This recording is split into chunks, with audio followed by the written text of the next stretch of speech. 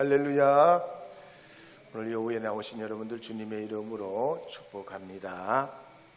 맛있게 점심 잘 드셨지요? 또 수고해 주시는 분들, 또 협력해 주신 분들 계셔서 오늘 맛있는 식사도 하게 됐습니다. 감사드리고 또 감사합니다. 지난 시간에는 우리 기독교에 전통적인 의례가 있다는 말씀을 하려다가 못했습니다. 기독교에는 전통적인 의례가 있는데 그걸 성례전이라고 합니다. 근데 성경에 보면 이 성례전에 대해서 뚜렷하게 이거다, 그게 구분해 놓은 건 거의 많지가 않아요. 그렇지만 교회 역사를 보면 알 수가 있는데 중세 시대까지만 해도 이 성례전은 교회마다 달랐습니다. 그러다가 13세기 이후부터 서방교회 곧 가톨릭에서 성례를 7가지로 구분하게 됩니다. 그 7가지가 뭐냐면, 첫째는 세례예요. 두 번째는 견진성사입니다.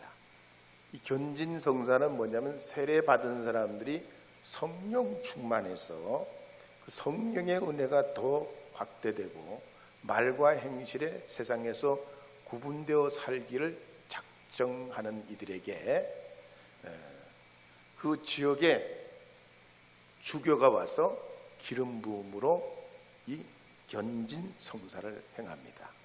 그러니까 우리 개신교로 말하면 은혜 충만하기를 공개적으로 결단하고 믿음의 사람이 되길 원하고, 또 장차 신부 후보생이 되려면 이 견진을 다 받아야 돼요. 세 번째로 이 가톨릭에서는 성만찬을 성례로 보고 있습니다. 네 번째는 고해성사죠.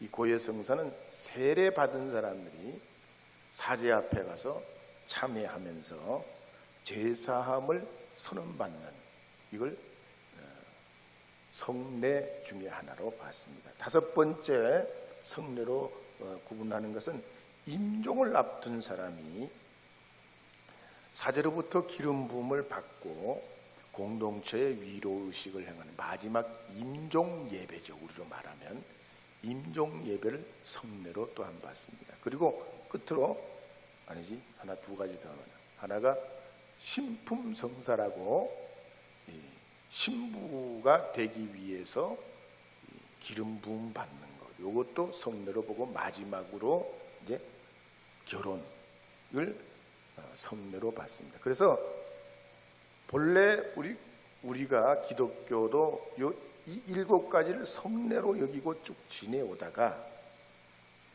16세기 종교개혁을 하면서 이게 변화가 옵니다. 어쨌든 서방교인 가톨릭도 그랬고 동방교회도 역시 마찬가지로 이 7가지를 거룩한 교회 안에 전통으로 여겨왔습니다. 그러다가 우리가 종교개혁한 이후에 이 7가지를 두세 가지로 축소시켰습니다. 축소시킬 때 세례와 성만찬과 여기 한 가지 더 혼인까지 성례를 인정하는 교단이 있고 그렇지 않는 교단이 있어요. 어쨌든 두세 가지로 이렇게 축소돼서 왔는데, 그 중에서도 이 세례와 성찬은 예수님께서 직접 가르쳐 주신 것이기 때문에 가톨릭이나 개신교나 동방교회나 어디나 우리 기독교 예수 이름으로 모이는 교회들은 다 이 세례와 성만찬을 중요하게 여깁니다. 그런데 문제는 종교개혁 시대 때 이 성만찬에 대한 이해가 각각 달랐던 겁니다. 성만찬을 어떻게 해석하느냐에 따라서 교단마다 지역마다 달라가지고 이걸 치열하게 싸우는 겁니다. 심지어 전쟁까지 했어요. 믿어지세요? 하여튼 교리 논쟁 때문에 중세시대 때 너무나 치열하게 싸우고 사람까지 죽는 일이 일어나고 2단 3단 정죄하면서 교회 내부적인 분열이 무지하게 일어났습니다. 근데 우리는 왜 그걸 안 겪냐? 이미 우리 먼저 믿은 그런 기독교인들이 다 그 과정을 거쳐 지내왔기 때문에 우리는 그걸 안 겪고 있는 거예요. 네. 그러면 성만찬을 통해서 성령이 임재한다고 볼 때 몇 가지 입장이 있냐? 주로 3가지 정도로 축소할 수 있습니다. 첫째는 공제설이에요. 공제설. 이 공제설은 그리스도의 몸과 피가 떡과 포도주 위에 함께 공존한다 하는 뜻에서 공제설을 주장하는 교파가 있어요. 이제 주로 우리 감리교, 루터교, 장로교 대부분이 이 공조설에 같이 뜻을 같이 해왔습니다. 두 번째는 화채설이요. 그 떡과 포도주가 곧 주님의 살과 몸이라는 거예요. 그래서 떡과 포도주를 절대로 함부로 하면 안 돼요. 그게 곧 주님의 살과 몸으로 변한 거룩한 것이기 때문에 이 성찬을 귀하게 여겨야 된다는 거예요. 이게 어디냐면 가톨릭이에요. 가톨릭. 네. 그리고 마지막으로 상징설, 기념설을 주장하는 교파들이 있습니다. 이건 주로 스위스 일대의 장로교파들, 쯔빙글리를 비롯한 이런 교단에서 이 상징설 혹은 기념설을 주창했는데, 성만찬의 떡과 포도주는 상징적인 것이지 거기에 그리스도의 피와 살이 임재하는 건 아니다. 주님의 그 가르치심을 늘 기억하고 기념할 뿐이지 그건 실제가 될 수 없다. 이렇게 주장했던 것이 바로 기념설입니다. 3가지를 들어볼 때 여러분 어느 것이 옳을 것 같아요? 그게 그거지요. 솔직히 그게 그거지요. 뭐 그거나 이거나. 그러나 어쨌든 이게 우리가 이 중세시대 때는 이걸 가지고 아주 치열하게 싸웠고 뭐가 더 옳은 해석인지를 두고서 그렇게 해왔던 겁니다. 당연히 초대교회 시절에는 아직 완전한 뼈대가 안 잡혀 있었기 때문에 혼란스러운 게 많고 교통정리가 안 돼가지고 여러 신앙인들이 혼란스러워했던 그런 일들이 많아요. 그래서 고린도전서 10장 16절 17절에 보면 이렇게 바울이 증거하는 내용이 나옵니다. 함께 읽어보겠습니다. 우리가 축복의 자는 그리스도의 피에 참여함이 아니며 우리가 떼는 떡은 그리스도의 몸에 참여함이 아니냐. 떡이 하나요 많은 우리가 한 몸이니 이는 우리가 다 한 떡에 참여함이라. 어쨌든 가톨릭에 여러분 미사에 참여해 보신 적이 있으세요? 과거에 가톨릭 신자였던 분들은 그런 기회가 있었을 겁니다. 우리 개신교인들이 가톨릭 미사에 참여하면 굉장히 의례적이고 너무 막 거추장한 것 같고 과대 포장한 것 같은 그런 느낌을 받는 수가 있어요. 그런데 가톨릭의 예배는 눈으로 보고 느낄 수 있게 예배를 진행하는 특징이 있습니다. 그러니까 성만찬도 마찬가지. 실제로 그 성찬에 참여하면 떡과 살을 먹는 걸 신자들이 경험하고 체험할 수 있도록 신부가 걸음걸이 행동 하나하나를 굉장히 신중하게 하면서 그 성찬을 통해서 그리스도를 만나게 하는데 초점이 있습니다. 어쨌든 가톨릭이든 개신교든 간에 이 성찬이라는 건 보이지 않는 하나님의 은혜를 보이는 은혜로 받는 그런 전통의식이에요. 그래서 우리가 성찬을 맞이하게 될 때는 적어도 일주일 전을 준비 기간으로 삼아야 됩니다.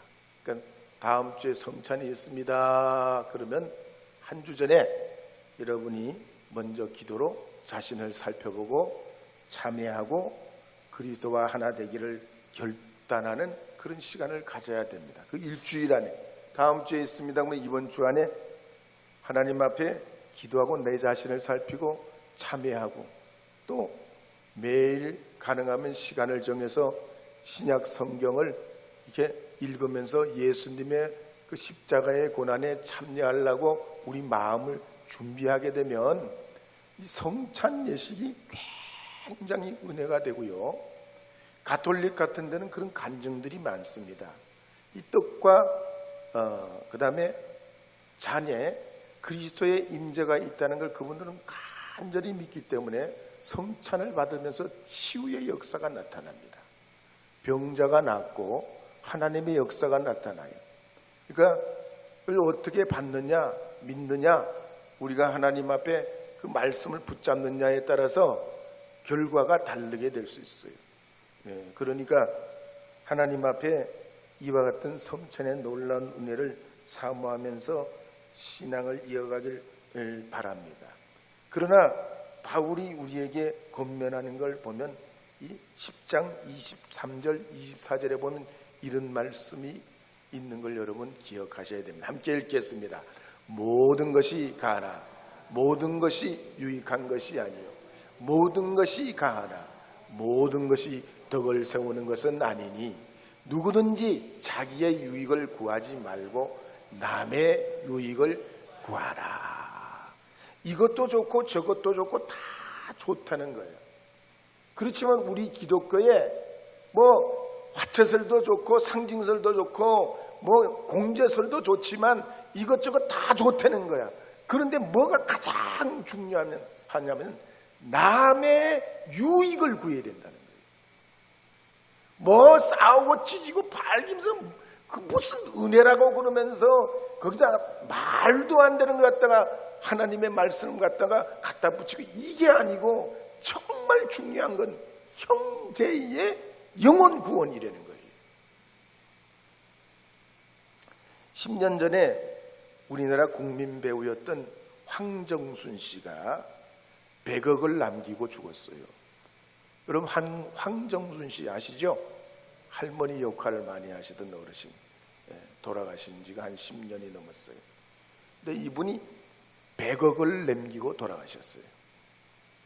그분에게는 친자가 없어요. 그분이 낳은 자식이 아무도 없다는 얘기예요. 근데 이분이 양자로 자기 호적에 올려놓은 의붓 손자와 조카가 있었어요. 그러니까 이 황정순 씨가 돌아가시게 되니까 조카라는 분, 손자라는 분들이 서로 그게 자기 유산이 되는 거야. 황정순 씨가 그렇게 유언도 했고 육성도 남겼다고 막 주장을 했어요. 그러니까 이 두 사람이 서로 싸운 거야. 네 거다 내 거다, 아니다 내 거다 네 거다, 막 이렇게 싸우다가 안 되니까 결국 법정 다툼을 하게 됐습니다.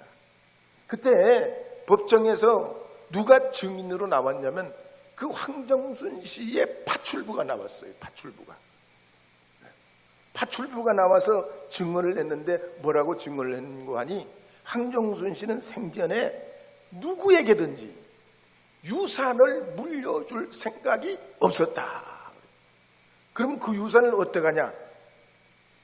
박물관에 기증해서 선하게 쓰이길 원했다. 그랬어요.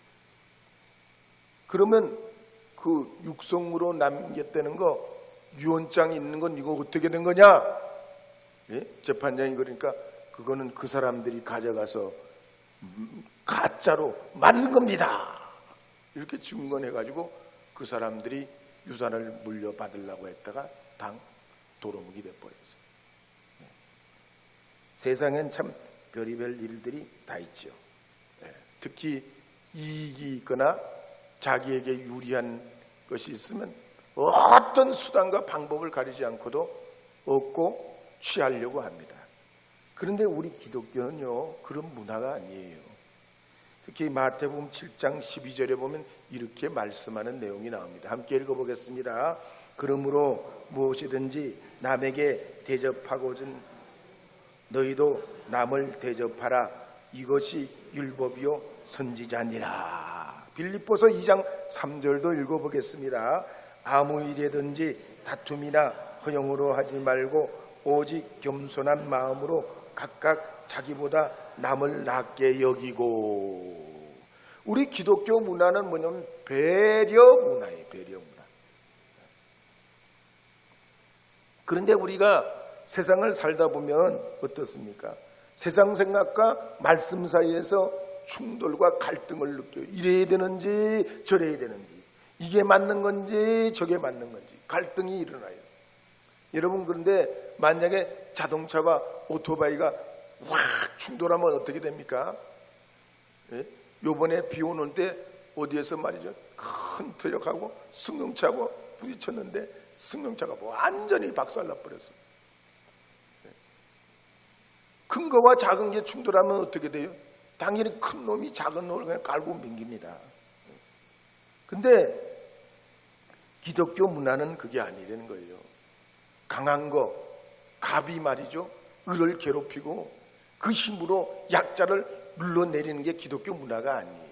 기독교 문화는 약한 사람, 불리한 사람, 어려운 사람, 이런 사람들을 우선으로 배려하는 문화입니다. 믿으시면 아멘 하시기 바랍니다.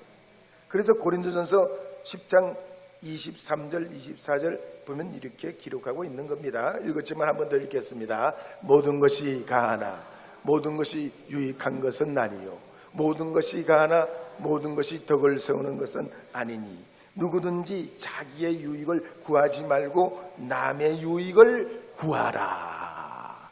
할렐루야, 할렐루야. 우리 금암제일교회는 이와 같이 하나님 앞에 남의 유익을 구하는 믿음으로 살아야 할 줄로 믿습니다. 특히 예수님 만난 사람들은 만나기 전과 만나기 후가 달라야 돼요. 가령 혼자 살던 분이 혼인을 하게 됐어요. 결혼하게 되면 어떻게 됩니까? 솔로로 있던 분이 결혼하게 되면 옛날에 솔로로 있을 때처럼 살면 안 되는 거죠. 결혼 전과 결혼 후가 달라져야 돼요. 뭐 옛날에 혼자 살 때야 밤늦게도 들어와도 되고 친구들과 어울려도 되고 남자친구 여자친구 만나서 뭐 여행도 가고 그럴 수 있어요. 근데 결혼했는데도 계속 그딴 식으로 하면 어떻게 돼? 가정이 박살나는 거지. 가정을 지켜야지. 가정을 우선으로 해야 되죠. 예수 믿는 믿음의 사람도 그래. 예수 믿기 전과 예수 믿은 이유가 달라져야 돼요. 그래서 20세기 초의 프랑스의 인류학자고 민속학자였던 아르놀트 반 게네프는 말하기를 우리 인생에 중요한 세 가지 고비가 있다고 그랬어요. 그 세 가지 고비가 뭐냐면 첫째는 출생이에요. 출생, 태어나는 거. 두 번째는 결혼이에요. 결혼. 마지막 세 번째는 뭐냐? 죽는 거예요. 죽는 거. 근데 출생과 결혼과 이 죽음은 공통점이 뭐냐면 과거와 단절돼야 되는 거야. 아니 태어났는데 계속 어머니 태중에 있는 것처럼 세상을 살면 인간 노릇 못하는 거예요.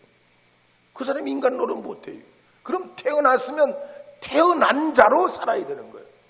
결혼을 했으면 결혼한 사람처럼 가정을 지키고 살아야 되는 거예요. 그러면 죽음 이후에는 어떻게 해요?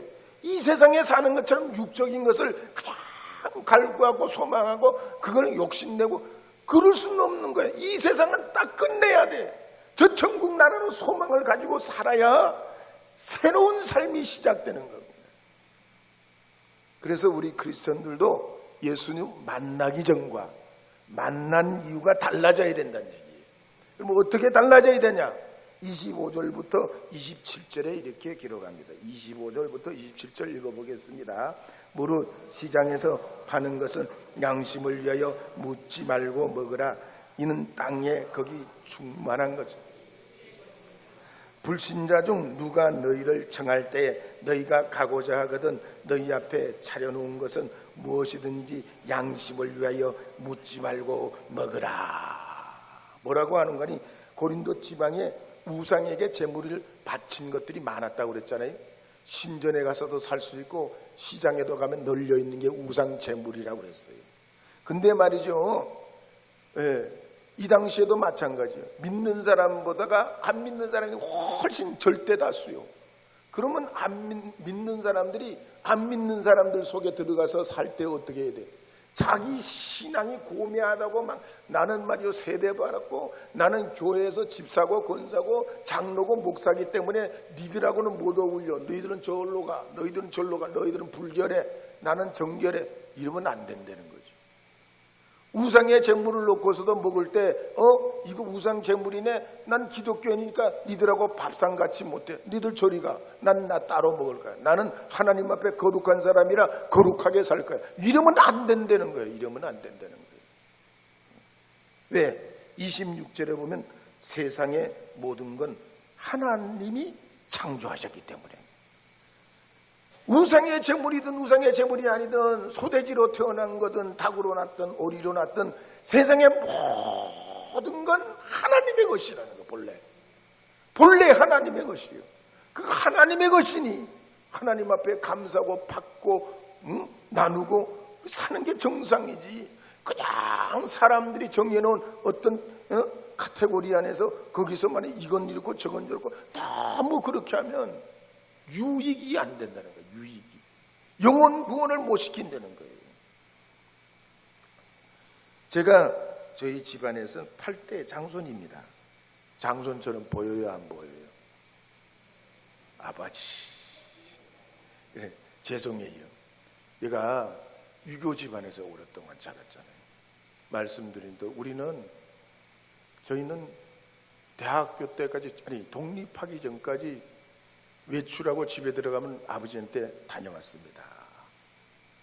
아침에 아버지 딱 일어나면 잘 주무셨습니까? 주무시기 전에도 안녕히 주무세요. 그리고 멀리 갔다 오면 큰 절을, 그게 제 생활 습성이요. 그래서 제가 신학 다닐 때 친구들한테 얘기했더니 저는 청학동에 사는 사람이에요. 좀 특이해. 근데 많이 지금 개화가 됐어요. 세상 살면서 엄청나게 개화가 됐는데도 이게 안 돼요. 저희는 어디 가서 이게 몸에 배었나 봐. 음식을 먹어도 막 허겁지겁 먹지를 않아요. 이게 어릴 때부터 이게 몸에 배었어. 이거 어떻게 하면 좋디야. 하여튼 제가 8대 장손인데 어린 시절에 우리 집안에는 유난히 제사가 많았어요. 근데 우리 할아버지가 예수님 믿고 받아들이면서 나중에 어느 시점이 될 때 모든 제사를 끊어버렸는데, 하여튼 제사가 많아가지고 어린 시절은 제사밥을 굉장히 시도 때도 하여튼 달마다 있었던 것 같아요. 기억에 달마다. 근데 문제는 제가 제사밥 먹으면 배가 아프거든요. 웬일인지. 제사밥만 먹으면 배가 아파. 그래가지고 하루는 우리 어머니가 아무한테도 얘기를 안 하고 제사 음식을 볶고 튀기고 양념을 넣어가지고 가만히 제가 먹고 어떻게 되나 지켜보시게 됐어요. 근데 아니나 다를까 영락없이 또 배가 아픈 거야. 그래가지고 그때부터 우리 어머니가 아무리 맛있는 제사밥이라도 저한테 권하지를 않았습니다.